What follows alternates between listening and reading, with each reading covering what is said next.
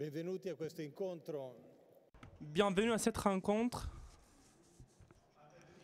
qui a pour titre Autre Terre, d'autres terres, depuis Mars jusqu'aux planètes en dehors du système solaire.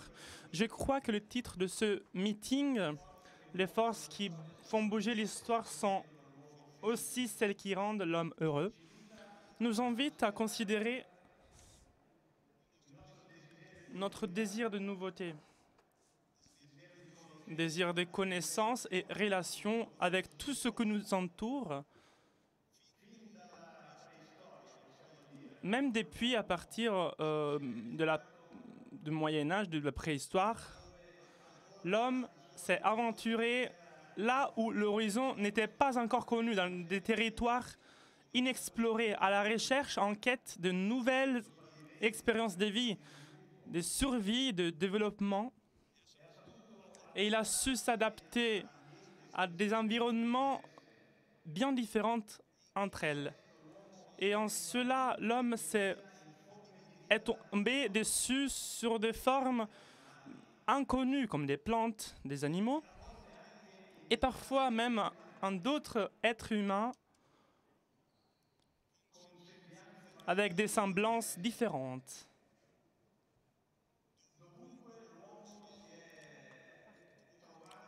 L'homme s'est partout trouvé devant de la nouvelle vie et il a implanté une nouvelle vie sur notre planète. Et aujourd'hui, la Terre est substantiellement explorée par toutes parts.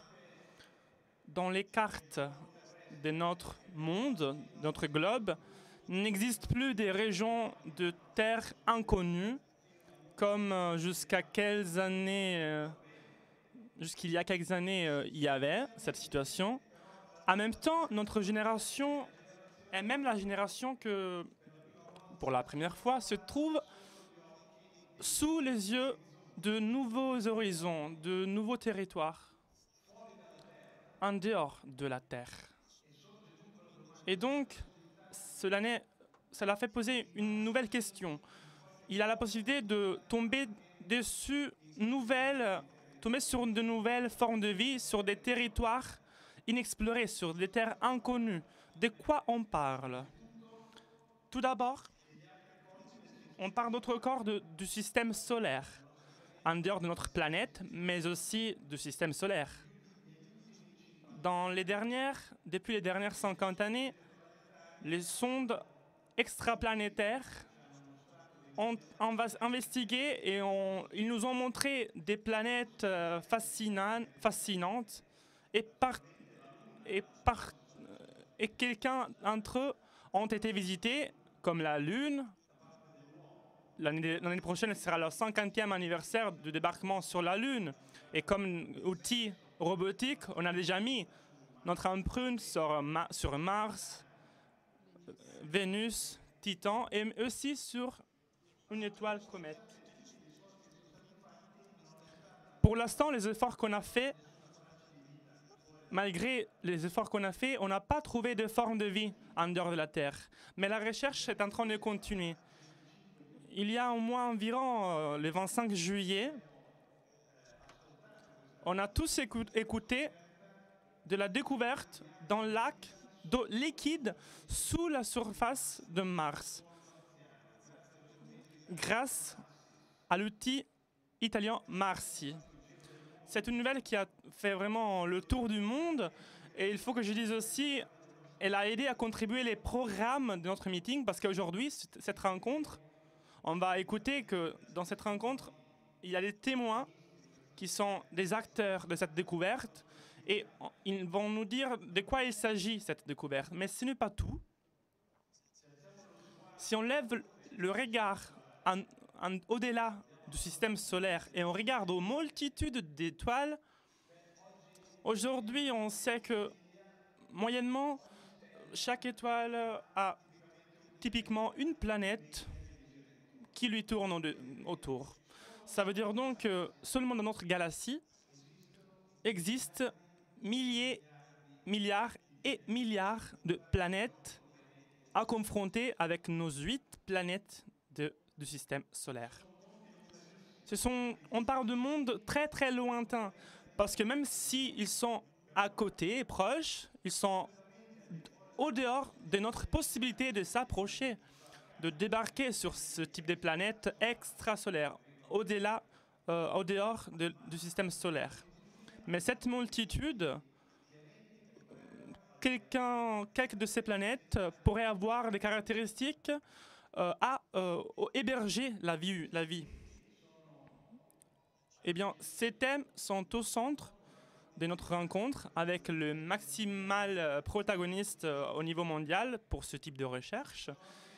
Et ils sont objets d'approfondissement constant qu'on fait ici au meeting pour le Space Planets, qui a été réalisé à travers un travail qu'on fait pendant toute l'année à Richeus, pour un groupe de chercheurs qui travaillent sur ces thèmes principaux, sur des instituts principaux nationaux.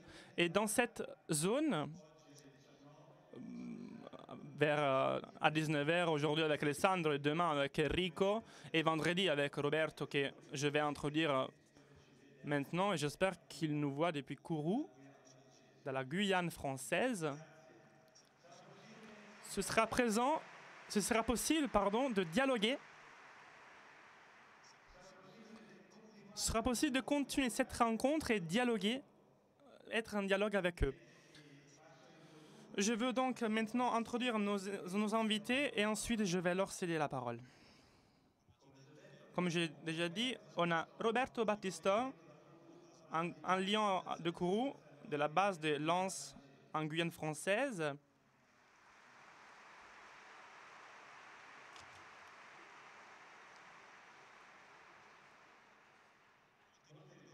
Beaucoup vont se rappeler de son intervention sur les ondes gravitationnelles ici au meeting il y a quelques années. Le champ de recherche de Roberto est sur les études de la physique fondamentale à travers des expériences sur l'accélérateur des particelles au CERN et dans le secteur spatial sur la mesure des précisions des astroparticelles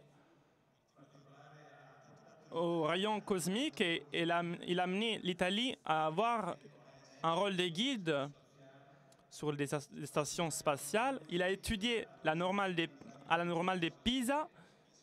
Il a enseigné à Pérouse, à Trento. Il a donné une impulsion extraordinaire à la technologie spatiale italienne à un rayon.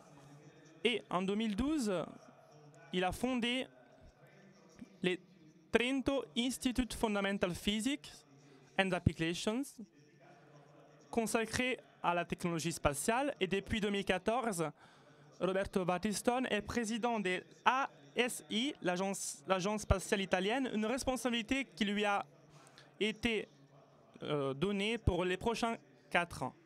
Merci Roberto pour être ici. Pour l'instant, il est en vidéoconférence avec nous, mais comme je vous ai dit, vendredi, il sera 2 personnes ici et on pourra le rencontrer dans la zone extraplanète. On a avec nous aussi Enrico Flamini. Merci Enrico.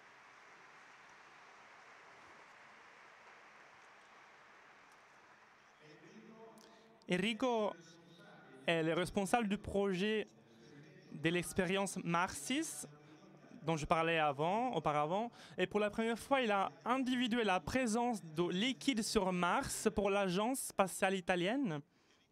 Enrico s'est formé en tant que planétologue extraphysique à l'Université de la Sapienza de Rome.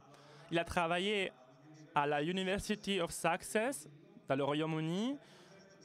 Et il a couvert des rôles de responsabilité dans l'ASI, l'agence spatiale italienne, je rappelle, comme Program Manager, et dans les 10 dernières années comme Scientist. Il a travaillé en mission intraplanétaire, en particulier à la sonde Cassini-Roentgen, qui a volé à côté de Saturne, et en 2005, la sonde Huygens a débarqué sur le satellite Titan. Pour beaucoup d'années, Enrico a représenté l'Italie dans des rôles scientifiques nationaux, dans le Science Project Colimit Leisa en particulier, où on s'est connus. Il a eu beaucoup de prix internationaux comme la médaille d'or de la NASA pour l'Exceptional Public Service. Il est officier de l'Ordre du Mérite de la République française. Et il a eu aussi son nom lié à un astéroïde, l'astéroïde 18099 Lamini. Merci Enrico d'être ici avec nous aujourd'hui.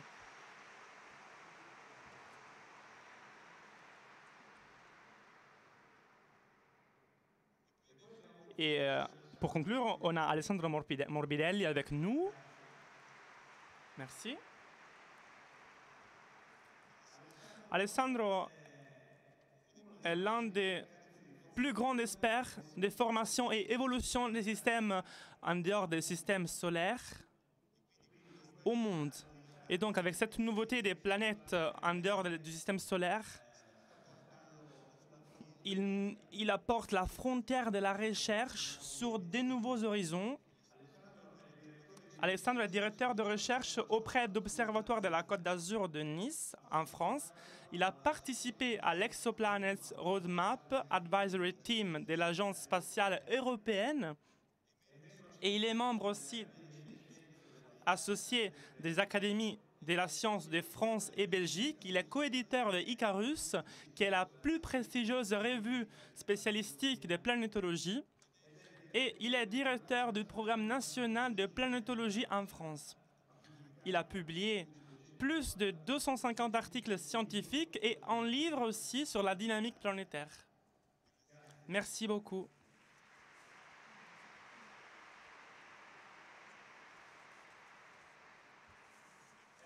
Voilà donc, moi je voudrais commencer en demandant à Roberto de nous introduire à sur cette thématique si fascinante et si nouvelle en même temps que ces nouveaux territoires inexplorés nous suggèrent. Grazie. Merci Alessandro. Je salue tout spécialement Enrico et Marco et je les remercie pour cette introduction. J'aimerais tout simplement rappeler qu'il y a 2 ans, nous nous sommes retrouvés au meeting pour nous raconter et fêter la découverte des zones gravitationnelles. Aujourd'hui, nous sommes ici pour partager une nouvelle découverte extraordinaire, c'est celle de l'eau sur Mars. Je pense qu'il s'agit de la démonstration de combien est valide la recherche italienne et combien valent les efforts et ce qu'on arrive à obtenir. J'aimerais applaudir tous les chercheurs qui travaillent dans ce domaine, dans l'astrophysique. Nous avons un corps vif. Nous avons vraiment des chercheurs extraordinaires qui méritent une grande reconnaissance, donc je vous invite à les applaudir.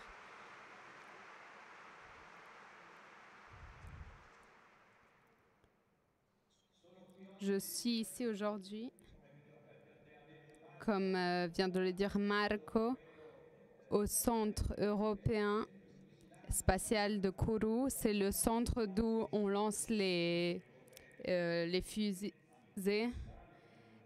qui portent en orbite les recherches scientifiques, celles que l'on prépare en Italie, mais aussi à l'ESA, mais également celles qui vont sur la Station spatiale européenne.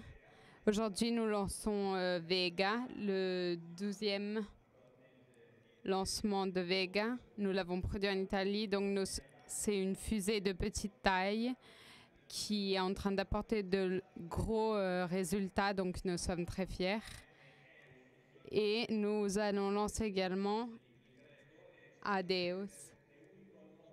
C'est un satellite unique au monde qui, pour la première fois, nous permettra de mesurer la vitesse du vent dans l'atmosphère. Parce que dans l'atmosphère, il y a un vent très fort que l'on ne voit pas depuis l'espace, si ce n'est grâce à ces techniques très sophistiquées que pour la première fois seront en orbite grâce à ce satellite européen. Car le vent, même si on ne le voit pas depuis longtemps, a un rôle décisif sur, et sur les prévisions météo. Et donc, ça a vraiment un rôle très important sur le futur de la météorologie. Et c'est avec joie que l'Italie participe à ce lancement. Aujourd'hui, nous sommes en retard par rapport au lancement parce qu'il y a trop de vent. Donc, nous espérons que demain, les conditions soient optimales. Maintenant, retournons à notre thème. Je pense que le sujet de Marcy sera affronté par Enrico et Alessandro également. Mais j'aimerais faire quelques considérations sur ce que signifie réaliser une expérience de succès comme celle de Marcy. Qu'est-ce que ça signifie? Ça veut dire réussir à regarder très loin, parce qu'on l'a mis en orbite en 2003. Aujourd'hui, nous parlons des résultats obtenus dans les dernières 15 années. Et on l'a appelée la mission Mars Express parce qu'elle a été réalisée très rapidement, mais également parce qu'elle a été lancée dans une fenêtre temporelle qui correspondait à la distance minimale entre Mars et la Terre des derniers 60 000 ans. Donc cette distance minimale nous a permis de lui faire parcourir un parcours très court. Donc le parcours prévoyait un tour autour de Mars et il y avait un satellite qui devait atterrir sur Mars qui s'appelait Beagle. C'était une petite mission développée par les Anglais qui a atterri sur Mars mais qui n'a pas marché. Donc j'en profite pour dire qu'aller vers Mars, c'est quelque chose de difficile, comme toutes les missions spatiales. Dans l'histoire de l'espace, 28 missions vers Mars ont échoué et 19 ont réussi. Et donc, cela dit de combien il est difficile d'aller sur cette planète, mais sur Vénus également, c'est très difficile. On a fait 19 missions, dont de nombreuses ont fait faillite, ont échoué. Aller dans l'espace, c'est vraiment quelque chose de challenging. C'est vraiment un défi. Et c'est encore plus difficile d'arriver jusqu'à une planète et d'y atterrir dessus. Donc, c'est un effort continu qui rend intéressant mais également très difficile l'activité des chercheurs. Puis il faut avoir une vision dans ces activités spatiales. On a décidé de mettre cet instrument très particulier qui s'appelle Marsis. Il s'agit d'une antenne de 20 mètres de long. Complexement, elle mesure 40 mètres. Vous devez vous imaginer un objet un peu plus grand d'une vieille télévision, mais qui a une antenne qui au total a une antenne de 40 mètres de long. Et elle a été développée par le groupe du professeur Picardi, qui est décédé récemment, de l'université La Sapienza de Rome, qui était un spécialiste des sondes interplanétaires et qui a rendu l'Italie célèbre dans ce domaine. Donc, quand on organise une mission de ce genre, ça veut dire prendre des risques et s'organiser à temps. Et parfois, heureusement, obtenir un très grand succès, comme dans ce cas-là où Marsis a découvert l'eau sur Mars. Je ne vous parlerai pas de l'instrument ni de la découverte elle-même, mais j'aimerais faire quelques considérations sur cette extraordinaire question sur le thème de la vie dans l'univers. Cette extraordinaire découverte que nous avons depuis peu plus de 20 ans, nous avons découvert des planètes qui appartiennent à d'autres étoiles. Et donc, je voudrais tout d'abord rappeler votre attention sur le fait que c'est une chose qui était totalement inattendue dans les années 90. Le fait que nous aurions pu voir des nouvelles planètes autour d'autres étoiles. Cette discussion, si nous l'avions faite dans les années 90, la plus grande part des astrophysiciens à l'époque auraient dit que la probabilité d'avoir des planètes en dehors du système solaire aurait été très très petite, très rare, unique. Alors qu'aujourd'hui, nous sommes tous convaincus du contraire, c'est-à-dire que pour une étoile, il est extrêmement rare de ne pas avoir de planète.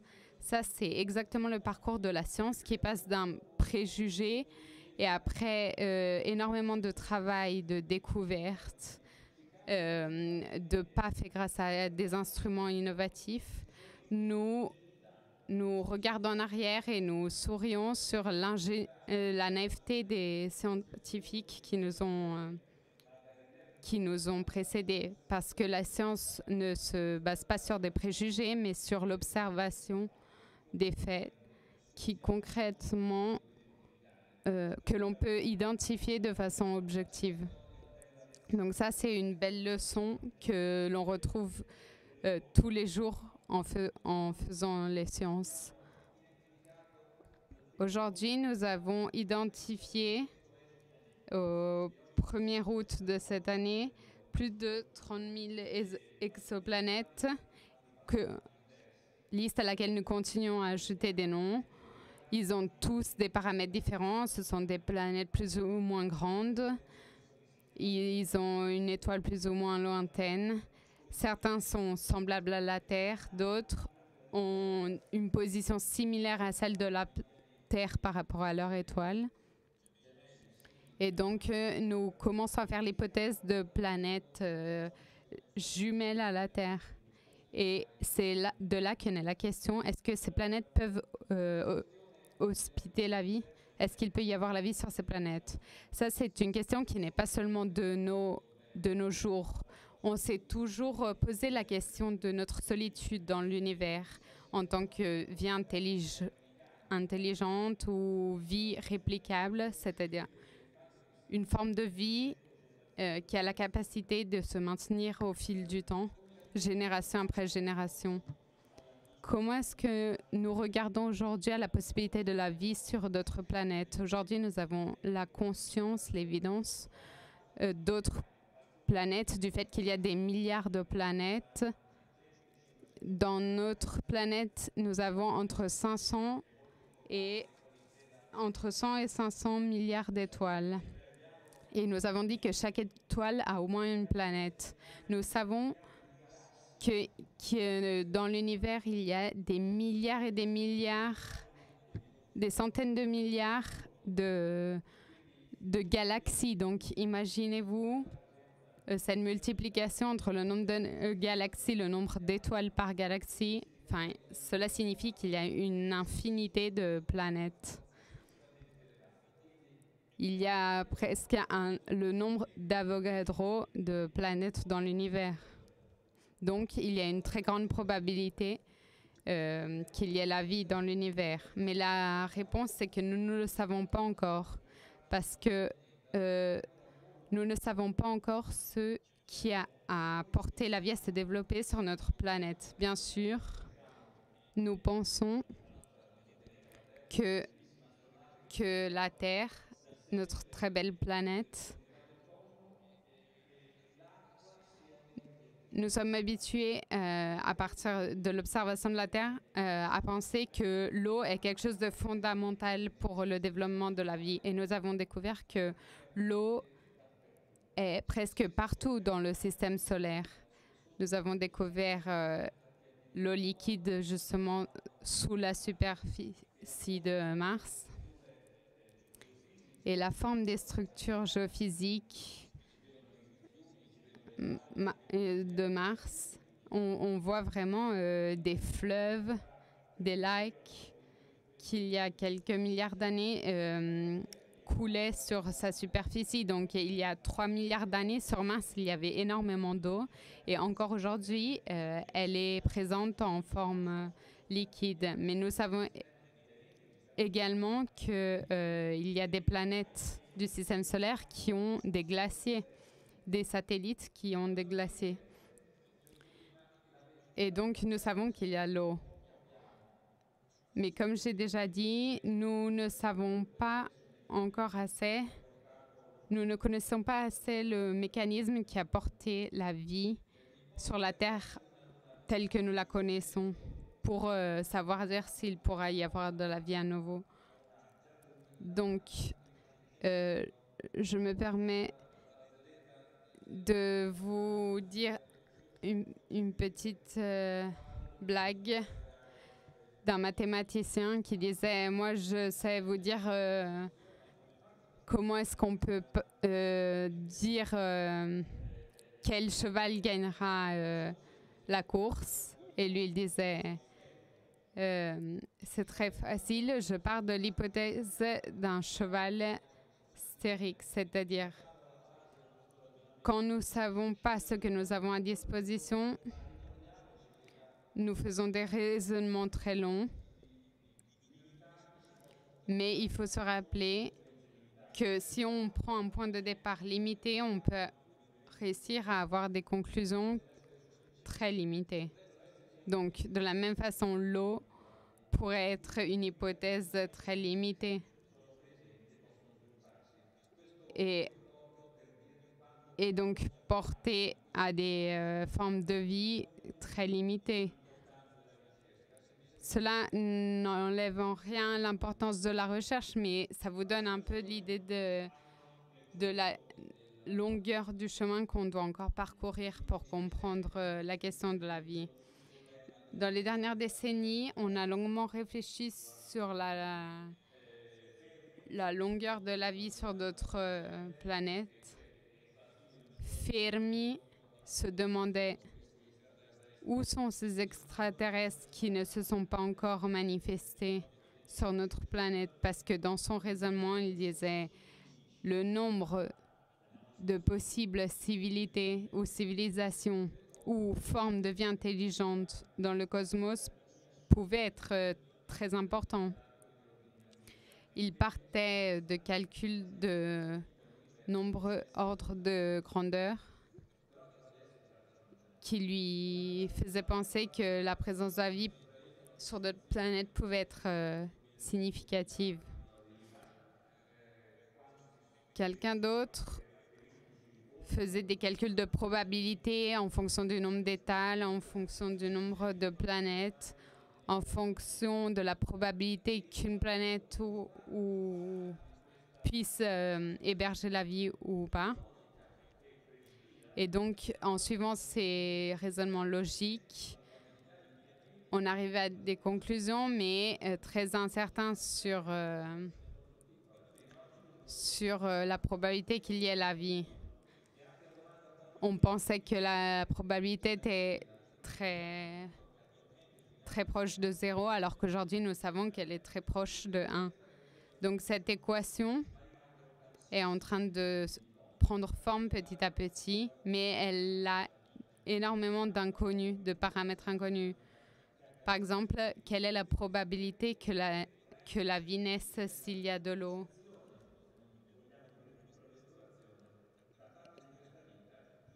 Et quelle est la probabilité que l'on puisse connaître cette forme de vie?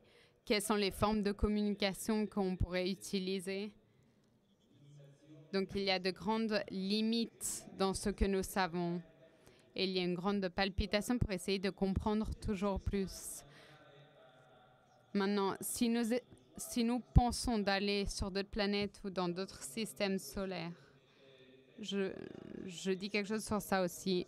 Il faut se rappeler qu'un effort très grand, c'est celui d'aller sur Mars. Tout d'abord avec des robots. La NASA l'a fait, mais l'Europe est en train d'essayer de le faire aussi grâce au programme ExoMars. La première partie de ce programme a été lancée en 2016 et il y a un premier satellite qui, depuis 2016, envoie des données, qui a essayé d'atterrir sur Mars avec la sonde Schiaparelli, mais qui n'a pas réussi parce qu'elle a eu des problèmes d'atterrissage. Et ça, c'était un essai pour la mission ExoMars 2020 qui aura un petit tracteur et aura également une tronçonneuse qui nous permettra d'explorer le sol avec des analyses physico-chimiques du sol de Mars,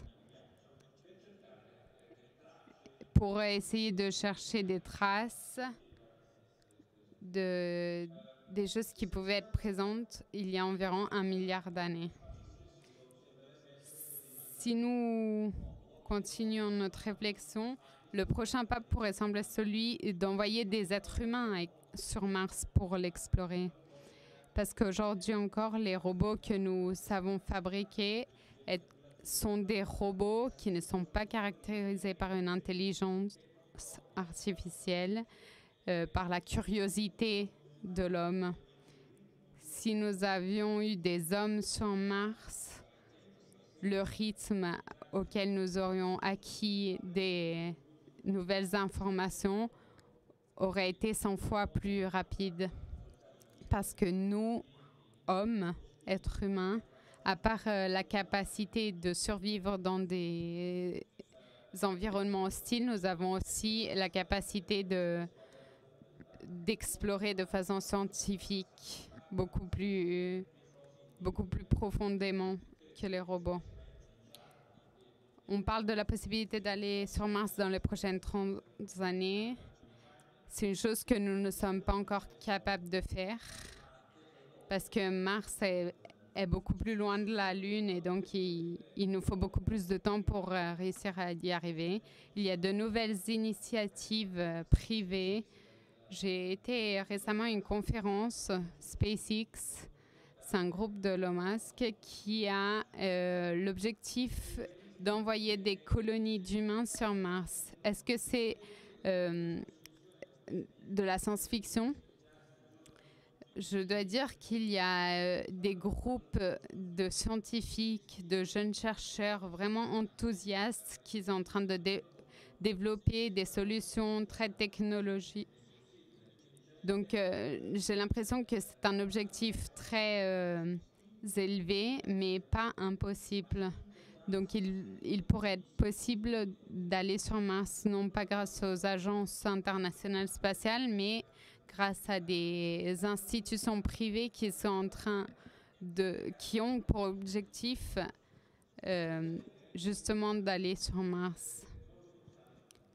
Donc, ça pourrait être possible dans 10 ans. Et pour aller plus loin, est-ce que il est réaliste de penser qu'un jour nous pourrons sortir du système solaire? Eh bien, nous devrions le faire très rapidement. Aujourd'hui, avec le satellite le plus rapide, Voyager, qui est dans l'espace, nous voyageons à 60 km par seconde.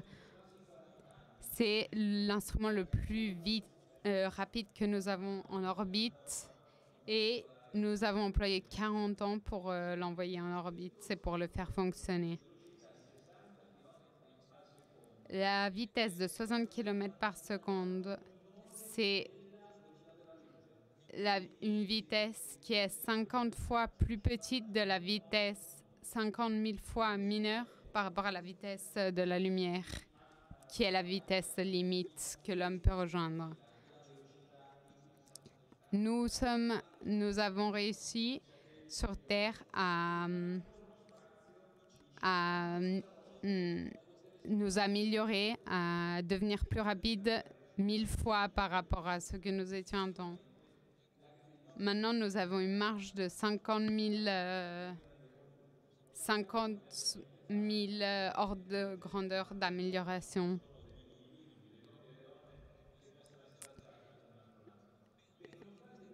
Mais malgré cette difficulté, il y a aujourd'hui des tentatives, des recherches très sérieuses qui essayent d'envoyer des nanosatellites faits de silice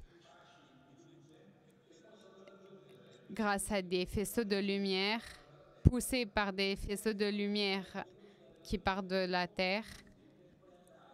Ces faisceaux rejoignent un tiers de la vitesse de la lumière et on essaie d'envoyer ces mini-planètes vers les exoplanètes. Pour aller sur ces planètes, avec Voyager, il faudrait environ 10 000 années. Avec Voyager, il faudrait 100 000 années. Avec une fusée normale, il faudrait 100 000 années, pardon. Avec ce nouvel instrument, il nous faudrait seulement 12 ans.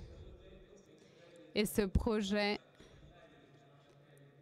a pour objectif celui d'envoyer des centaines de nanosatellites de silice qui puissent s'approcher des planètes, faire plein de photos et puis revenir sur l'orbite terrestre et nous redonner les données. Ça, c'est pour vous dire qu'il y a des gens qui, avec enthousiasme, avec le développement de la technologie, ne se limitent pas à penser que nous sommes obligés pour toujours de rester sur cette planète.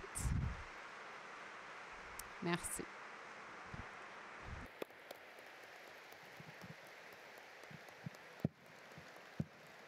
Grazie Roberto.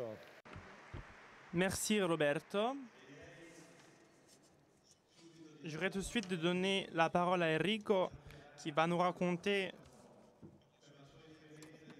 avec son expérience directe ce qui a signifié cette récente découverte de l'eau sur le sous-sol de Mars. Merci. Étant donné que Roberto a déjà donné le contexte dans le discours de Mars a commencé déjà à partir d'il y a 10 ans, on peut déjà commencer avec la présentation. Merci. Celle que vous voyez, c'est la page de Science publiée sur papier. Je suis encore attaché aux revues sur papier, même si celles électroniques sont déjà sorties. Et c'est un article que de quelque manière, c'est oui le complètement d'une activité commencée il y a quelques années, mais en même temps, c'est le début d'un nouveau chapitre de recherche qu'on pourra faire sur Mars en particulier, mais pas seulement sur Mars, avec ce type de typologie d'outils qu'on va voir maintenant. Le discours de Mars n'est même un peu avant Viking, mais les images Viking ont été les premières images avec une résolution à haute résolution pour nous montrer qu'au moins, dans la période de l'histoire de Mars, il y avait assez d'eau sur cette planète. Ici, on voit l'image de la Maadim Vallis, c'est-à-dire une longue rivière, un long fleuve. Il y a des deltas fluviales. C'est un delta bien plus grand du Nil. Et donc ça amenait beaucoup d'eau. Ceci est un autre exemple de delta. Vous voyez qu'il y a aussi des cratères dedans parce que cette fleuve est bien plus vieille des cratères qui se sont formés. Vous voyez dans ce cas une belle traversée de Rio Vallis. Il y a une traversée de cette fleuve de plus de 10 km. Il est relativement jeune et on voit un cratère qui a été coupé par la couronne de la fleuve. On voit des cratères, après, ensuite la fleuve traversait et il a consumé le cratère. Donc l'eau a été présente pour une longue période. Elle est encore présente au large du pôle Nord, où elle est glacée. Et sous forme de glace dans le pôle Sud, elle est découverte par de la glace et de CO2, parce que Mars est bien plus froid du pôle Nord, vu que l'inclination est presque la même que la Terre. Il y a de la glace dans le permafrost, c'est-à-dire dans la mixture de terrain et eau, qui est assez ubiquue dans la planète. Une partie est présente dans l'ambiance de l'atmosphère comme des traces. Il y a aussi une partie où des satellites nous disaient que si une partie de l'eau avait été tracée par le vent, l'eau casse les molécules, l'hydrogène qui est bien plus léger va partir et l'oxygène va oxyder la surface. Mais une partie est restée peut-être dans le sous-sol, ainsi que sur la Terre. Et donc l'eau pouvait être restée d'une quelque manière là-bas à partir déjà du début de l'histoire de cette planète. Et c'est dans cette base, en 1996, l'ESA s'est proposé de faire une mission à bas prix en utilisant des instruments qu'en Europe avaient déjà été utilisés en Russie, où on a fait une mission jamais débutée en fait. Et on avait pensé de faire cette mission avec des temps plutôt brefs pour rencontrer cette fenêtre d'élan favorable dont Mars et la Terre étaient plus proches. Et en plus, Mars, dans ce jour, on le voit bien plus lumineux qu'avant parce qu'on voit qu'il est un peu plus proche, même si en 1997 était plus significatif cette proximité. Ils étaient 4, les outils de la mission en 1996, et l'ASI propose d'inclure un autre outil innovatif qui avait déjà été proposé comme idée, mais il n'avait jamais volé jusqu'à ce moment-là. Et on parle de Marsis, qui est un radar sounding, c'est-à-dire capable de pénétrer à fréquence basse, et mesure aussi les températures de l'atmosphère martienne. Et l'atmosphère était si dense de causer un voile de métal, donc elle reflétait toutes les ondes radio sur Mars.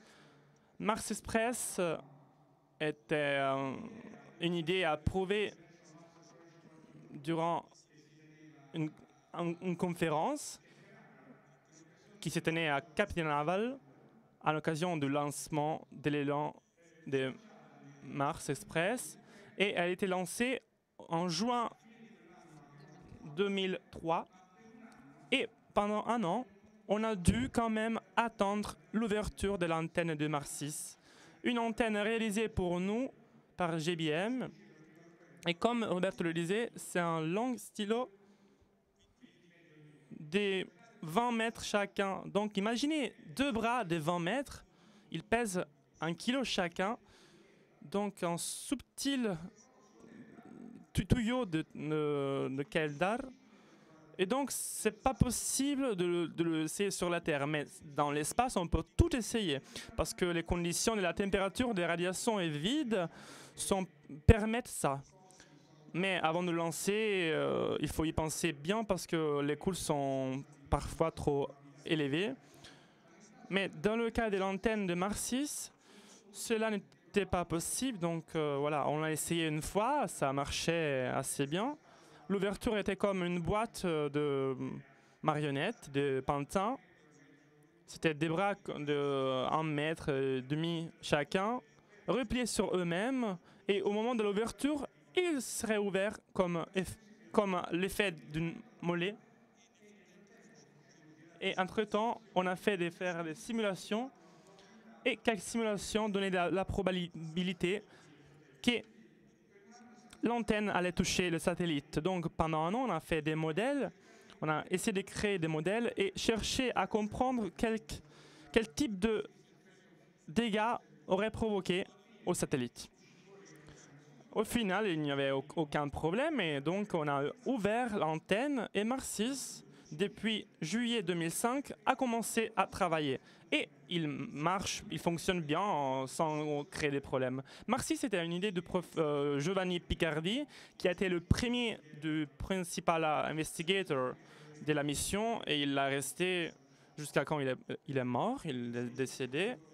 Et Roberto Rossei, il a succédé Giovanni Picardi, qui est aussi l'auteur, le réalisateur de l'article.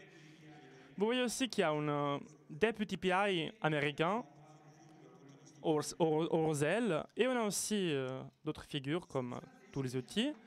Et après 15 ans, l'ouverture du Mars 6, de l'outil Mars 6, continue de marcher, de fonctionner, et donne des supports à l'équipe. Et Mars 6 continue de travailler avec l'équipe. Pourtant, Mars 6, c'était vraiment un nouvel outil. Il n'avait jamais volé. Donc, on n'avait pas d'expérience de ce qu'il aurait pu faire, mais ce qu'il pourrait faire. On savait déjà qu'il avait un but, qu'il avait été créé pour un but, mais donc on savait déjà qu'il allait marcher d'une certaine manière. Mais c'est vrai, potentialité n'était pas encore connue par nous parce qu'il provenait d'une planète qui était inconnue pour nous en ce qui concerne les ondes magnétiques de Mars, comme le radar. Donc on ne savait pas jusqu'à quel point il pouvait pénétrer sur la planète. On a découvert qu'il peut aller jusqu'à 4 km de profondeur dans des conditions optimales. Donc, il est parfaitement capable de faire ce qu'on pensait qu'il pouvait faire. Donc, c'est-à-dire chercher de l'eau en profondeur. Pourquoi? Essentiellement, un radar est un émetteur de signal magnétique. Seulement, il l'utilise sur des fréquences qui peuvent être utilisées pour des buts spécifiques. On peut utiliser des radars en micro-ondes pour pouvoir faire imagine de la surface. Vous aurez peut-être vu les images de la Terre à haute résolution. Les radars, la Terre a les meilleures constellations de radars à présent, ou bien on peut utiliser des ondes longues pour essayer de pénétrer la surface.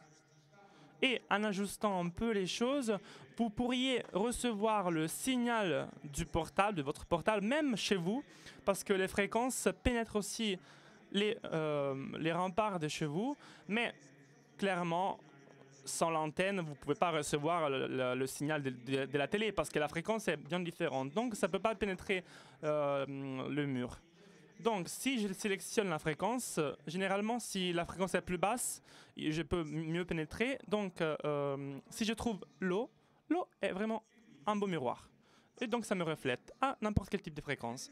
Et c'est ce qui a été produit pour Mars 6. Donc, Picardi a essayé de dire, essayons de faire un radar qui travaille depuis 1 mètre jusqu'à 5 mètres. L'autre mot-clé est constante diélectrique. Donc, c'est-à-dire la résistance d'un matériel qui arrive à traverser l'onde électrique. Il peut arriver jusqu'au métal qui peut tout refléter, ou bien l'eau qui reflète tout sans problème. Chaque autre type de matériel est bien transparent. Le vide, l'eau sont transparents. La glace est presque transparente, le sable aussi, presque. Et dans ce sens, le radar sondaire est l'outil le meilleur pour chercher l'eau sous la surface. Même parce que sur Mars, les conditions d'aridité en surface moyenne, c'est de froid. À savoir que quand il y a de l'eau en surface glaciale, sont les communes de Mars. Donc s'il y a de l'eau liquide sous la surface de Mars, l'idée était celle qu'on avait déjà évidenciée, donc en dessous de la surface. En effet, la glace, comme je vous disais, pardonnez-moi l'animation parce qu'elle n'est pas parfaite, la glace est transparente et donc l'eau liquide reflète beaucoup. Tandis que le signal se propage bien dans l'air, je n'ai pas trop de signal quand même. Mais je dois m'attendre à un fort reflet de l'eau. Les fréquences de Mars sont choisies avec cette idée. Ce n'est pas trop visible partout, mais il y a une curve, un tournant, qui est essentiellement celle de l'eau. Et les deux autres tournants sont celle qui est en bleu clair, que vous voyez ici. Et en bas, il y a celle de glace. Et l'eau peut tout refléter. De cette manière, on peut voir par exemple la roche, la celtique que je peux trouver au bedrock, en dessous de la surface, ou bien je peux voir s'il y a du matériel mixte à l'eau, ou bien je peux voir s'il y a de l'eau à l'état liquide. En d'autres termes, ce qui se passe quand un radar de ce genre comme Mars passe, ce qui serait passé, il se passe ça. Les signaux jaunes que vous voyez sont les impulsions, les élans du radar. Les sommets que vous voyez à côté représentent le signal. Dans le cas d'un terrain rocheux avec des roches, le sommet de la surface est bien riche. Il grandit quand il y a le cas de l'eau mixte au matériel et ça devient plus ample dans le cas où l'eau est liquide. Et cela se passe sous une grande surface de glace. Ce qu'on a eu avec Mars 6 a été bien cela que vous voyez. On a eu ce type de signaux. Ceci en blanc était le point de la surface, la ligne blanche que vous voyez. Et ce qu'on a dû analyser, c'était le rapport entre l'interface de la surface et les interfaces que vous voyez comme variations de signaux que vous voyez en vertical qui correspondent aux différentes caractéristiques techniques du matériel. Le grand travail qu'on a dû faire, c'est vraiment de diviser les couples de ces autres effets instrumentaux. Si la glace avait été du COD qui est bien plus transparente, on aurait eu une version plus amplifiée encore. Donc ça aurait été un signal faux, erroné. En revanche, donc, non, mais quand même on a de la glace d'eau, donc ça on le savait déjà. On l'avait déjà su à travers Mars Express, à travers Mars Orbiter, et même avec notre radar, avec un radar qui s'appelle Charade. Et il nous disait que là-bas, la glace était bien homogénée aussi. Donc, on n'avait pas trop de dérangements qui provenaient de cette glace. Et effectivement, à la fin, ce qu'on a trouvé, c'est que les informations qui arrivaient d'ici, de là-bas, correspondaient bien à quelque chose de significatif, d'important.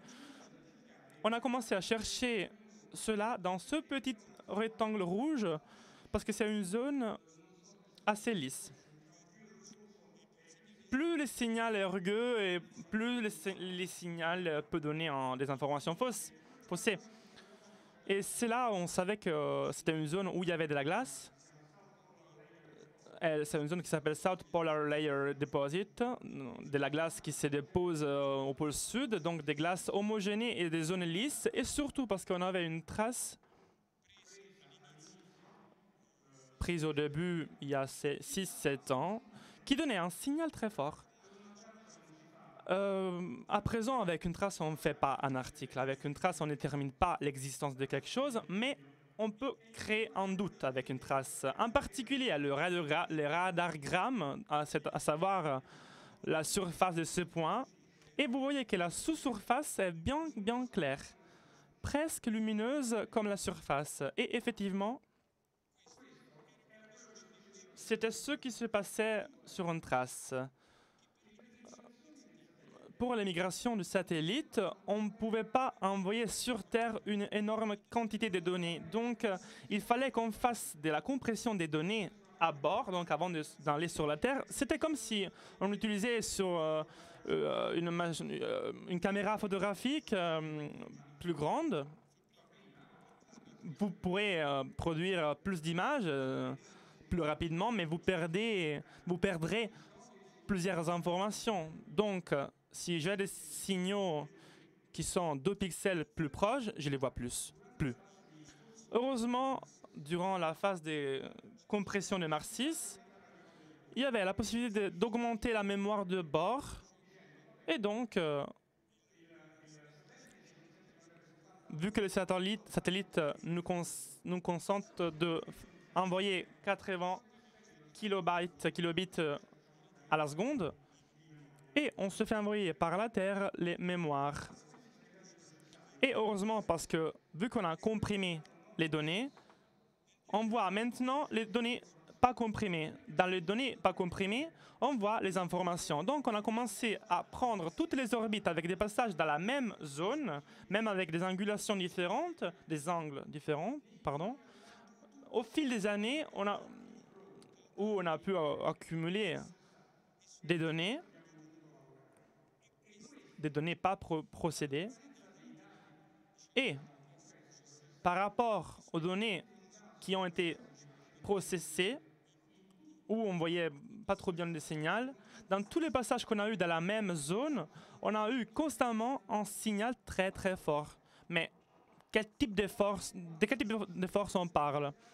Très fort, comme on pouvait s'attendre à 1500 mètres de profondeur de l'eau. En rouge, on voit le signal de la surface et en bleu, le signal de la sous-surface du sous-sol. Ceci est répété pendant 36 fois sur la même zone. Et même les plus sceptiques de la même équipe, et on a pris une personne exprès pour critiquer ce qu'on faisait, ce qu'on disait à l'intérieur de l'équipe, parce qu'on savait bien que peut-être ça aurait pu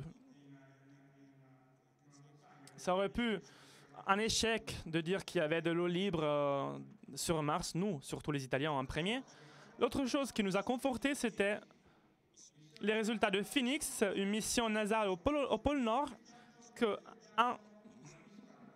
en utilisant les données en dessous de la glace, on a vu qu'il y a vraiment beaucoup de sel sur l'eau. À présent, on voit qu'une eau salée ne se glace pas. Donc, les informations qu'on avait directes par Mars, donc les données d'expérience contrastantes avec d'autres théories, et là maintenant on discute avec un autre Américain qui a élaboré une théorie. Dans la physique, il nous dit que on le sait que l'expérience... on a un lac de 20 km d'amplitude à 1450 mètres de profondeur dans cette zone. Et si j'amplifie, vous voyez sur les images que toutes ces lignes sur l'individuel passage et dans une zone, tous les passages correspondent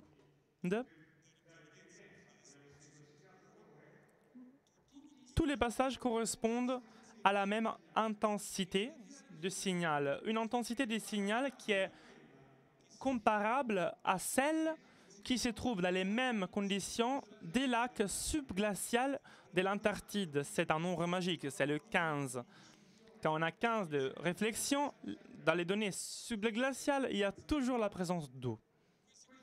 Ceci est ce qu'on voit dans les lacs subglaciaux. L'autre chose que je sais, c'est dans la glace polycristalline que vous voyez à gauche, il y a des cristals de glace où il y a des veines d'eau liquide et même les températures de l'Antarctique, on peut avoir des bactéries. Donc, on ne peut pas dire que... Voilà le team qui a travaillé sur l'article qui montre que sur Mars, il y a de la vie et il y a de l'eau. Et si sur des modèles théoriques dont on donne importance, ce n'est pas gagné que ce soit suffisant aussi. Il nous dit que sur la Terre, l'eau, on l'a dans toutes les conditions, c'est-à-dire liquide, glacé et sur vapeur. Dans les 3 phases que l'eau peut avoir, il y a un matériel, c'est un matériel qui se comporte de manière différente par toutes les situations, l'eau. Et pour cela, je veux me relier à ce que Roberto Battiston disait auparavant. L'eau, on l'a trouvée liquide, maintenant sur Mars. Il y a peu d'années, on l'a trouvée sous forme liquide sous un glacier de la Lune de Saturne. Et aussi sur Titan. On est bien persuadé qu'il y a de l'eau liquide sous la surface de l'Europe et aussi sous des satellites de Jupiter. Aujourd'hui, on sait que l'eau liquide est probablement, sans doute, un élément qui est bien plus diffusé dans un système planétaire de quand on le pouvait imaginer il y a longtemps, il y a quelques années. Merci beaucoup.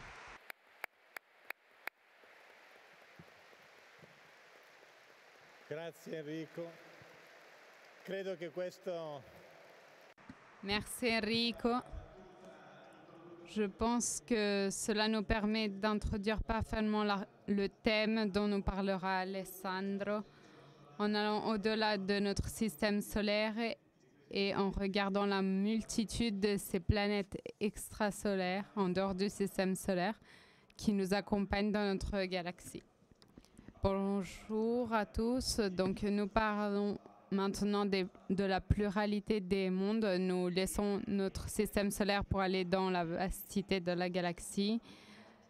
Alors, cette idée qu'il y ait des mondes nouveaux au-delà de notre galaxie n'est pas nouvelle. Giordano Bruno l'avait déjà exprimé et il l'a payé cher.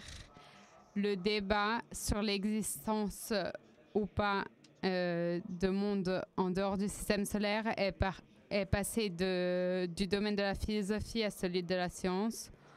Lorsque Mayer et Queloz, en 1995, ont trouvé la première planète extrasolaire. C'est une planète qu'ils ont trouvée et qui pèse environ 50 ans Pégase b. C'est le nom de la planète, 51 Pégase b, et qui a la même masse que Jupiter environ. À l'époque, nous pensons que plus ou moins tous les systèmes planétaires ressemblent au nôtre. Et donc, on pensait qu'à côté de l'étoile, il y avait des petites planètes pleines de roches et ce fait de gaz était à l'extérieur. Alors que cette petite planète semblable à Jupiter se trouve seulement à 1/10 de la distance qui correspond à la distance entre le Soleil et Mercure. Donc, ça a été une première évidence du fait que les systèmes planétaires peuvent être très différents. L'image que vous voyez derrière moi, c'est un dessin d'un artiste. Parce que les planètes extrasolaires ne sont pas directement visibles souvent, parce qu'ils sont très proches de leur étoile et donc ils viennent détecter de façon indirecte. Par exemple, lorsque une planète est dans l'orbite d'une étoile, il bouge également et donc on peut le voir grâce à l'effet Doppler. ou peut-être en parcourant son orbite, il passe devant son étoile et donc il provoque une espèce d'éclipse et cela nous permet de le voir. Les seules planètes extrasolaires que nous pouvons observer directement, ce sont des planètes très grandes qui sont très lointaines de leur étoile. Donc, c'est des planètes particulières. Ce que vous voyez ici, c'est le système HR 8789, qui est un système fait de 4 planètes très grandes qui ont une masse chacune de 5 fois la masse de Jupiter. Et ce que vous voyez tourner à mon dos, ce n'est pas une simulation, ce n'est pas une image fictive, c'est ce que nous voyons au télescope. Donc, c'est la synthèse d'une série de photographies qui font voir les 4 planètes qui tournent autour de leur étoile. Moi, je m'émeus à chaque fois que je vois cette image parce que jamais je n'aurais imaginé de pouvoir observer un système de planètes extrasolaires avec mes propres yeux. Ne vous faites pas prendre par la panique en regardant ce graphique. C'est le seul graphique que je vous montrerai.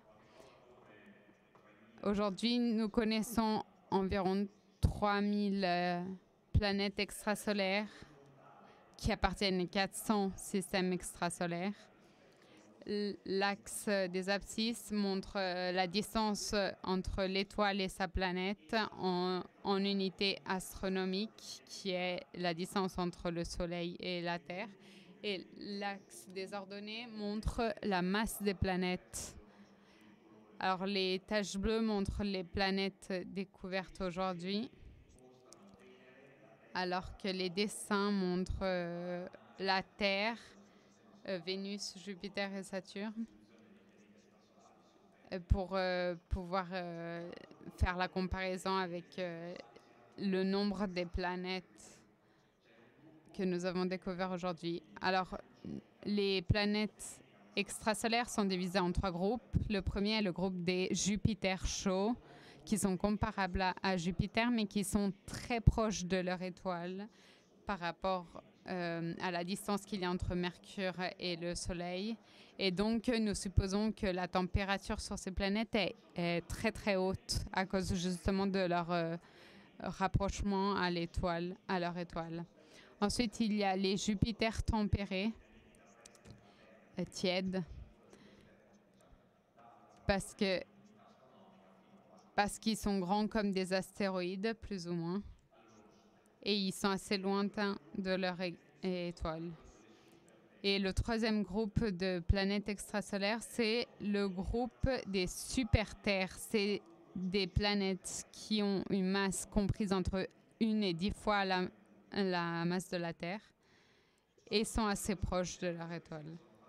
Donc, nous pouvons déjà faire 2 considérations à partir de ce diagramme. La première, c'est que beaucoup d'étoiles, environ entre 50 et 70% des étoiles, possèdent des planètes qui n'existent pas dans notre système solaire. Par exemple, les Jupiters chauds n'existent pas ou les super-terres n'existent pas. Donc, ce sont des planètes qui sont différentes de celles que nous trouvons dans le système solaire.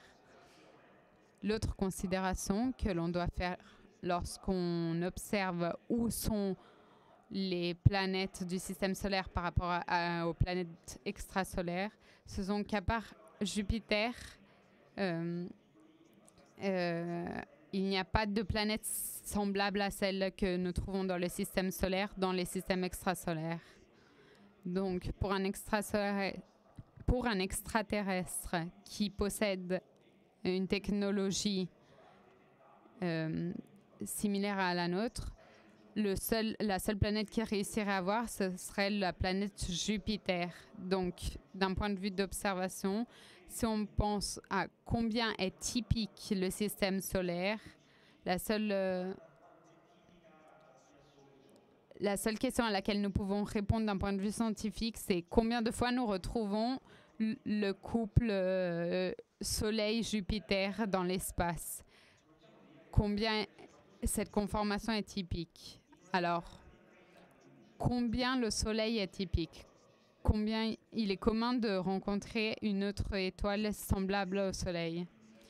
Les étoiles sont divisées en différents groupes spectraux, comme vous voyez dans le diagramme à mes épaules, qui dépendent de la masse, de la luminosité, de la température des étoiles. Les étoiles, plus sont petites, plus elles sont lumineuses. Le Soleil est une étoile de type G et seulement le 10% des étoiles de la galaxie sont de type G. Normalement, les étoiles sont plus petites et donc moins brillantes et moins chaudes que le Soleil. Ensuite, à partir des découvertes que nous avons faites sur les planètes extrasolaires, nous avons observé que seulement 10% des étoiles ont des planètes qui ont une masse analogue à celle de Jupiter. Normalement, les planètes des étoiles sont beaucoup plus petites. Mais quand nous regardons les planètes extrasolaires, nous observons également que leurs orbites sont très différentes par rapport à celles de nos planètes. Parce qu'on voit qu'elles sont très elliptiques, alors que Jupiter a une orbite circulaire assez lointaine du Soleil. Donc, dans toutes les observations que nous avons faites, il y a seulement 10% des planètes qui ont une orbite semblable à celle de Jupiter. Donc, seulement 10% des étoiles est comme le Soleil, seulement 10% des étoiles a une planète qui a la même masse de Jupiter, seulement 10% des planètes a une orbite semblable à celle de Jupiter et 50% des systèmes solaires n'ont pas de super-Terre. Et donc, si on fait le calcul, on retrouve seulement dans 0,05% des cas le couple Soleil-Jupiter, donc un cas sur 2000. Bien évidemment, le système solaire est beaucoup plus complexe que le couple Jupiter et le Soleil parce qu'il y a également Saturne, il y a d'autres planètes desquelles nous ne savons presque rien. Et donc, la probabilité qu'un autre système solaire semblable au nôtre existe dans la galaxie, dans l'univers, est encore plus petite qu'une chance sur 2000. Donc, je voudrais dire cela. Avec la révolution copernicienne, nous avons découvert que la Terre n'est pas unique, mais il y a d'autres planètes qui tournent autour du Soleil et que le Soleil n'est pas le centre de la galaxie, mais il y a d'autres étoiles. Et maintenant, avec les planètes extrasolaires, nous avons découvert que le système solaire n'est pas si banal que ça. Je ne veux pas dire qu'il est unique, mais il faut en tenir compte, ce n'est pas un système banal. Puis, nous avons découvert qu'il y a un très grand nombre d'étoiles dans la galaxie. Il y a environ 500 milliards d'étoiles dans la galaxie.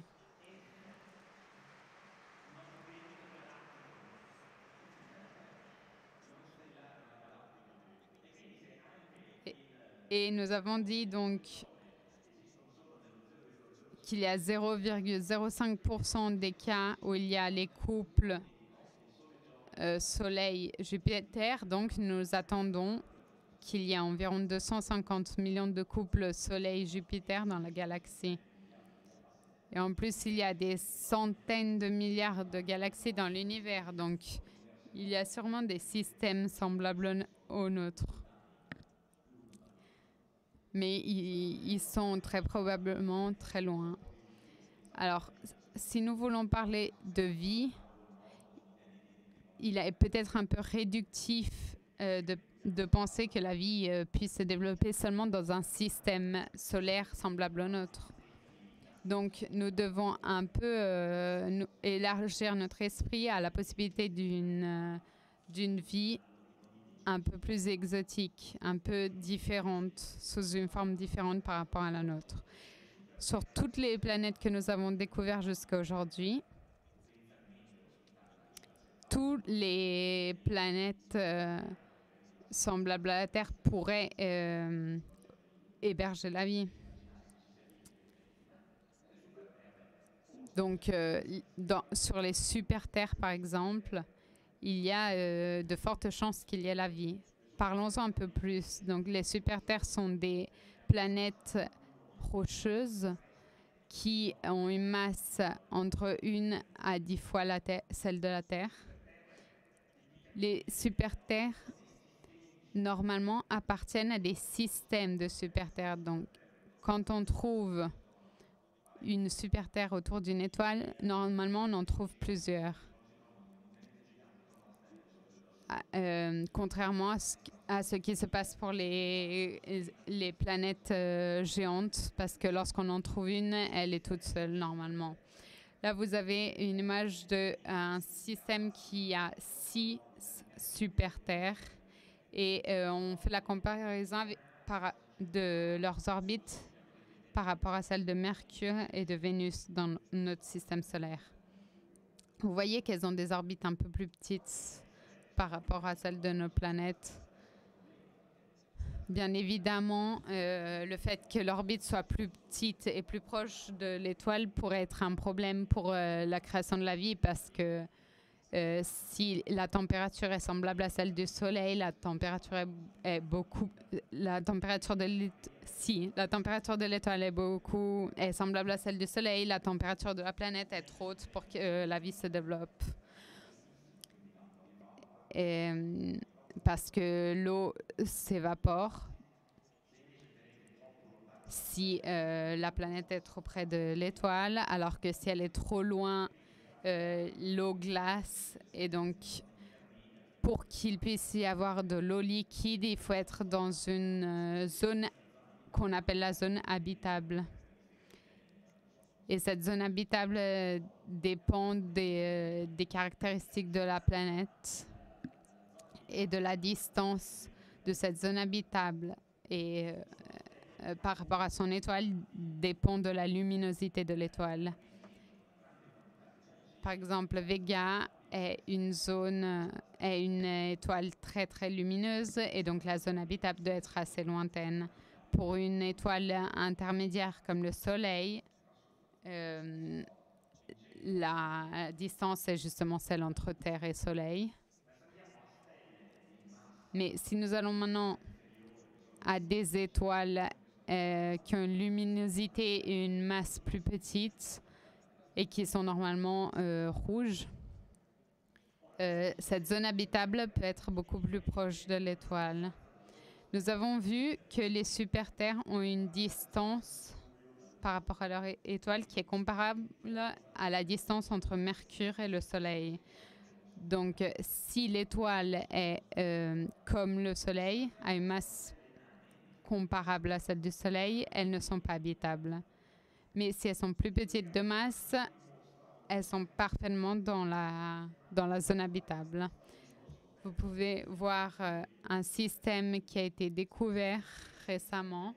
C'est un système de 7 planètes qui ont une dimension comparable à celle de la Terre et qui ont une orbite très petite. Elles ont une étoile très petite qui a une masse qui est 1/20 de la masse du Soleil. Donc là, nous avons agrandi les distances de 25 fois pour pouvoir les observer. Vous voyez donc que les planètes ont tous plus ou moins les dimensions de la Terre. Et vous voyez que ces 7 planètes de ce système, sur 7 planètes, il y en a 3 qui sont dans la zone habitable et qui reçoivent donc une énergie suffisante pour être habitables. Donc, il y a des planètes habitables entre guillemets parce qu'il faut se poser maintenant la question, est-ce que ces planètes qui sont dans la zone habitable sont vraiment habitables? Parce qu'il y a de nombreuses difficultés qui se présentent maintenant. Alors, il y a des planètes qui sont très proches de leur étoile, de petite masse, et donc il ils subissent énormément le phénomène des marées. Parce que si une planète montre toujours la même face à son étoile, comme à son satellite, comme la Terre le fait par rapport à la Lune, il faudrait qu'il ne fasse pas trop chaud sur la superficie éclairée et pas trop froid dans celle qui est toujours obscurée. Donc, quelle est la probabilité que ces planètes soient vraiment habitables? On ne sait pas trop. Une autre difficulté, c'est celle que ces planètes ont une faible luminosité et souvent transmettent beaucoup de rayons ultraviolets et de rayons X. Et comme nous savons tous, les rayons X sont nuisibles par rapport à la vie, sont nocifs pour la vie. Et donc, si ces planètes sont continuellement bombardées par des rayons X, il est légitime de se demander s'ils peuvent vraiment héberger la vie. Une autre difficulté qu'on trouve, c'est que la véritable habitabilité d'une planète ne dépend pas seulement de la distance par rapport à son étoile, mais également de sa composition. Par exemple, s'il n'y a pas d'eau, on a dit la vie ne peut pas exister. Mais s'il y a trop d'eau, c'est un problème également. Vous voyez dans le diagramme de droite la composition de la Terre. La Terre a de l'eau, mais l'eau représente seulement le 0,02% de la masse totale de la Terre. Si une super Terre a une composition analogue à celle de la Terre,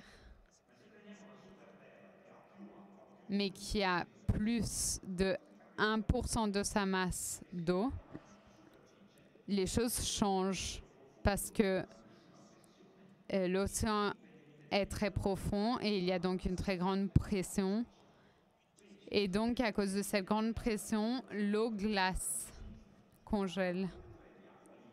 Et donc, on s'attend qu'il y ait une superficie d'eau liquide dans la zone habitable, mais ensuite qu'il y ait une grosse couche d'eau glacée qui sépare l'eau superficielle de la roche. Et c'est là un problème pour le développement de la vie, parce que l'eau en tant qu'elle-même, toute seule, est stérile. L'eau, pour créer la vie, a besoin d'être contaminée par les sels minéraux, par les fossiles. Et ces sels minéraux viennent de l'érosion du fond océanique. Et donc, s'il y a une couche de glace qui sépare les roches de l'eau liquide, l'eau reste stérile, ne peut pas produire la vie parce qu'il n'y a pas d'érosion.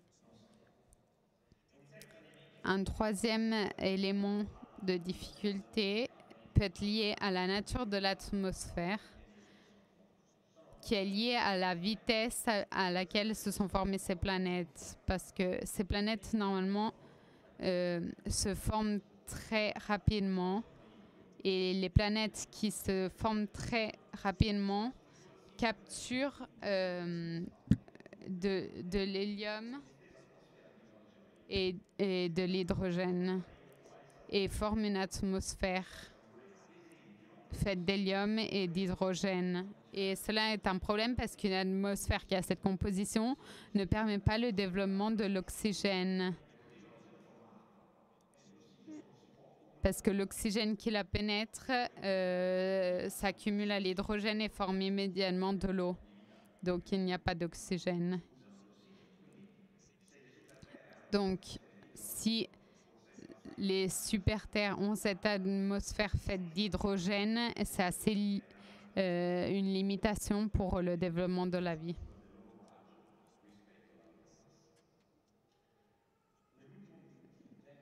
Dans la dernière minute, j'aimerais dire quelque chose sur la diversité de ces systèmes planétaires. Nous avons vu que le système solaire est atypique pourquoi est-ce qu'il y a cette grande différence entre les systèmes planétaires? Parce que les lois de la physique sont universelles, donc on s'attendait à une uniformité dans les systèmes planétaires. On s'attendait à retrouver le même modèle que le système solaire, donc qu'il y ait une possibilité de planètes habitables près de l'étoile et au-delà d'une certaine distance, il n'y ait que de la glace. On s'attendait que la structure que l'on trouve dans le système solaire soit universelle, mais ce n'est pas comme ça. Pourquoi ? Parce qu'il y a un autre processus universel, c'est la migration. Ce n'est pas seulement la migration des peuples, mais il y a un système de migration dans les planètes aussi. Lorsque les systèmes se forment autour d'une étoile à cause de l'interaction gravitationnelle, les planètes se déplacent vers l'étoile, sont attirées par l'étoile. Donc même si les planètes se développent avec un certain ordre, à cause de la migration, ils se déplacent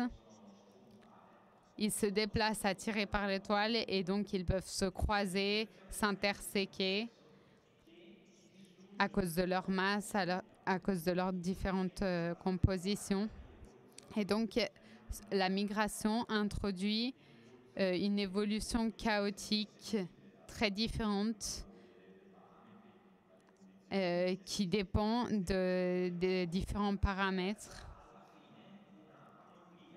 Et cette migration chaotique nous offre une grande panoplie de systèmes finaux possibles infinis, une possibilité infinie de différents systèmes solaires et très différents entre eux.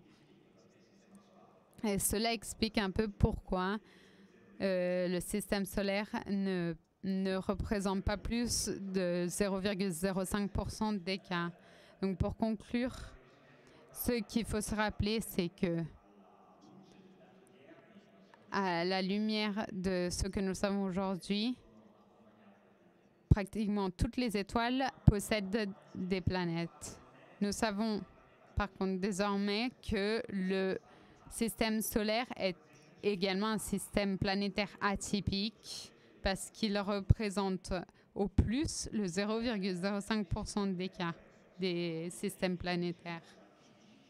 Les super-terres sont au contraire des planètes assez communes. Et les super-terres qui orbitent autour des petites étoiles sont habitables, sont probablement habitables.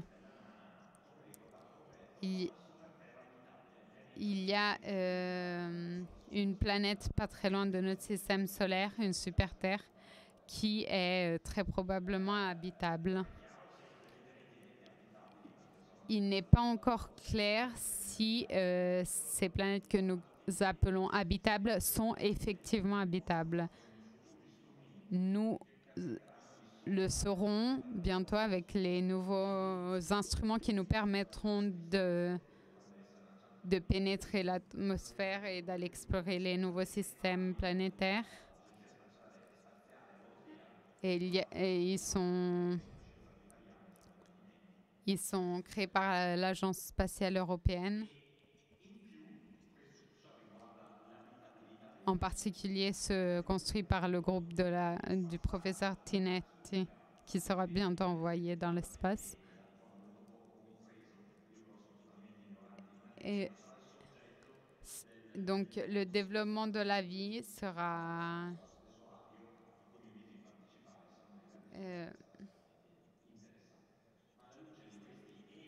et il faut aussi se rappeler que même dans les conditions habitables, le passage de la chimie organique à la vie est un passage que nous ne connaissons pas encore. Donc il faut se rappeler que la vie est possible, mais que nous n'avons pas encore les clés de ce mystère. Merci.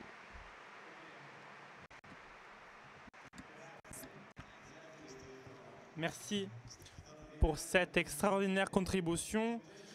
comme on a dit, il y aura encore la possibilité de rencontrer les invités d'aujourd'hui dans la zone. Je vous propose un rapide tour de questions pour le proposer ensuite. Quelles sont, selon vous, les prochaines étapes décisives pour arriver à une réponse encore plus claire de cette grande question des possibilités de vie ailleurs? Et aussi, pourquoi, selon vous, cette question captive notre attention de cette manière? Et quel type de changement impliquerait les changements de vie ailleurs pour ceux que nous, on pense que la vie serait différente?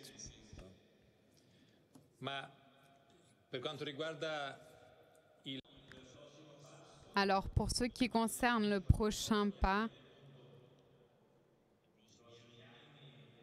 si je dois imaginer ce qui se passera dans les prochaines années, je pense que l'approfondissement et l'étude d'une planète telle que Mars, qui contient de l'eau, même si c'est sous la Terre, cet approfondissement grâce à de nouveaux instruments est quelque chose de très important. L'Italie a la leadership de cette mission et a fait un grand effort d'un point de vue technologique, et nous nous attendons de façon optimiste un peu des grandes surprises et des réponses aussi. Donc le premier pas, ce serait très beau si on avait des évidences de vie telles que si nous puissions envoyer des humains sur Mars, parce que ça nous permettrait d'étudier beaucoup plus rapidement cette planète et de faire des découvertes de façon beaucoup plus rapide. Pour ce qui concerne ta deuxième question, je pense que vraiment la question regarde chacun d'entre nous, parce que quand tu faisais cette question, je pense que chacun d'entre nous a senti une correspondance, parce que c'est une de ces questions qui, à l'instant même où elle est formulée, nous met en contact avec l'univers, avec l'immensité. Je pense que c'est quelque chose d'irrésistible, le fait de se poser la question, est-ce que nous sommes tout seuls dans l'univers? Et je pense que nous devons travailler pour y répondre. C'est quelque chose de primordial, tel que la faim, la soif, le sommeil. C'est quelque chose qui nous interroge profondément, qui interroge profondément notre être. Ça, c'est ma réponse à ta question. Merci.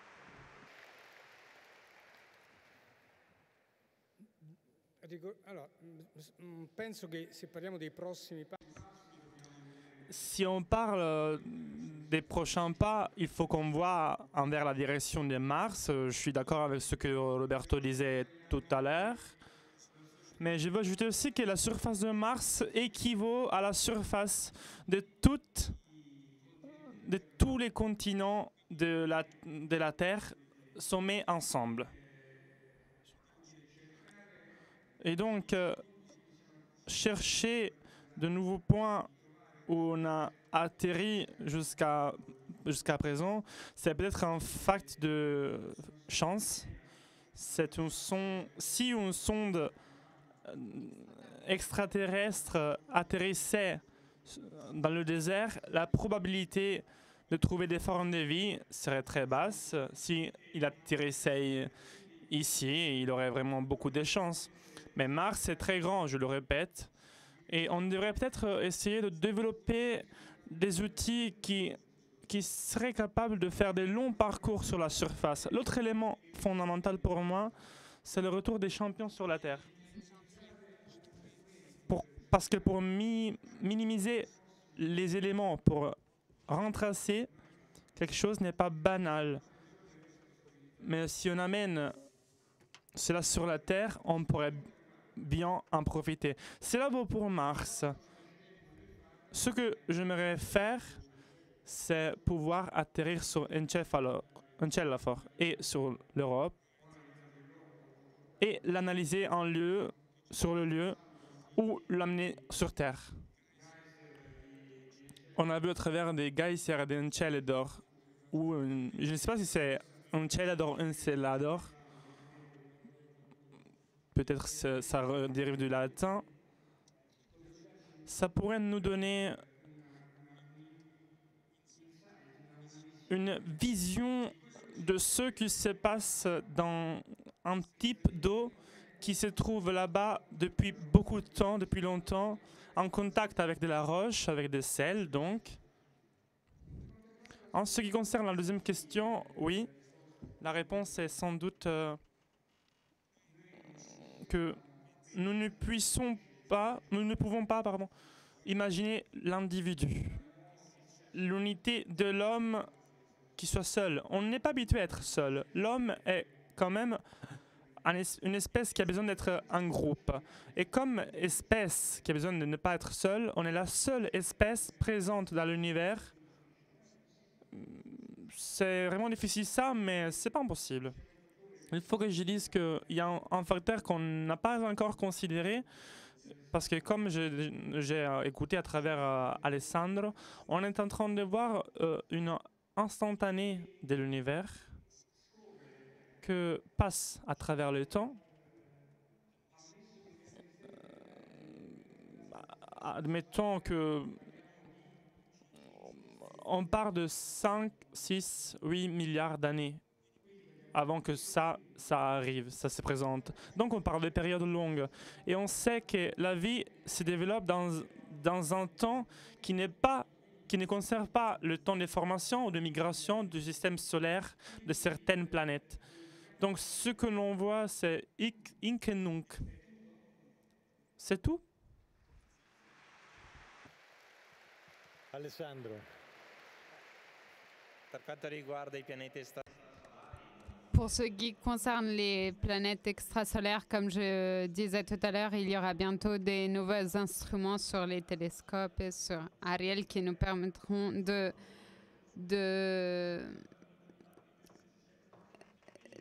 pénétrer les atmosphères des super-terres. Moi, je suis un peu sceptique face au fait que les super-terres soient vraiment habitables, comme vous l'aurez compris. Donc, je pense que la prochaine étape sera celle de trouver des planètes plus semblables à celles de la Terre.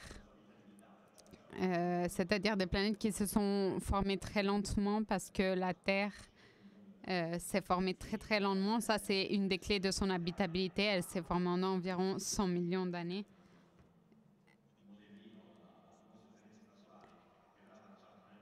Et il y aura une sonde qui sera lancée prochainement, qui nous permettra de déterminer l'existence d'autres planètes semblables à la Terre dans les systèmes extrasolaires.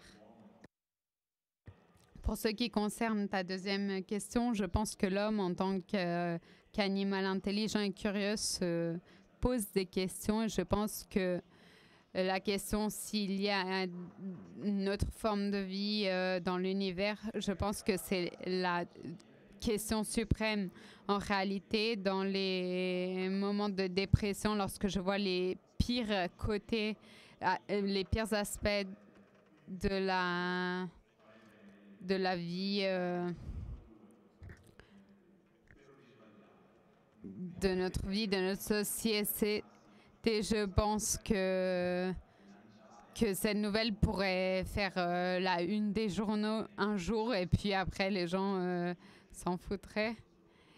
En réalité, j'espère que cela pourrait enthousiasmer les personnes, le fait de connaître une nouvelle forme de vie. Nous sommes vraiment reconnaissants aux invités d'aujourd'hui. Ils nous sont rendus nous sont rendus protagonistes d'un moment extraordinaire qu'on est en train de vivre pour la connaissance de l'univers concernant la possibilité de vie, de la place que la vie représente sur l'existence de l'univers. Mais il faut reconnaître que on a pu le voir de proche, il y a plus de questions que de réponses. Et ça, c'est extrêmement beau. Il faut avoir le goût de s'arrêter sur la question quand encore la réponse n'est pas présente. Et pourquoi? C'est parce que le monde est à la recherche, est en quête. Donc ça donne envie de s'interroger de manière nouvelle sur la réalité. Ce sont des questions grandes qui nous passionnent et peut-être que ça nous inquiète un peu. Mais la raison humaine est une ouverture à la réalité, à une réalité qu'on n'a pas encore, que c'est pas faite par nous. On ne peut pas décider comment est faite cette réalité. Et c'est cela qui nous rend libres à la recherche. Sans peur, sans préjugés, dans l'essai de la compréhension de ce qu'il y a au-delà du connu. Et je me permets de conclure en citant une observation que le pape François a fait récemment. Je pense que c'est bien pertinent à cela. Il a fait cette intervention à une conférence d'astrophysique. Au Vatican, il y a un observatoire astrophysique très très connu. Et il est intervenu en disant des choses très intéressantes. Et il a dit, il est toujours important de commencer une recherche, dans ce cas, en admettant qu'il y a beaucoup qu'on ne connaît pas. De l'autre côté,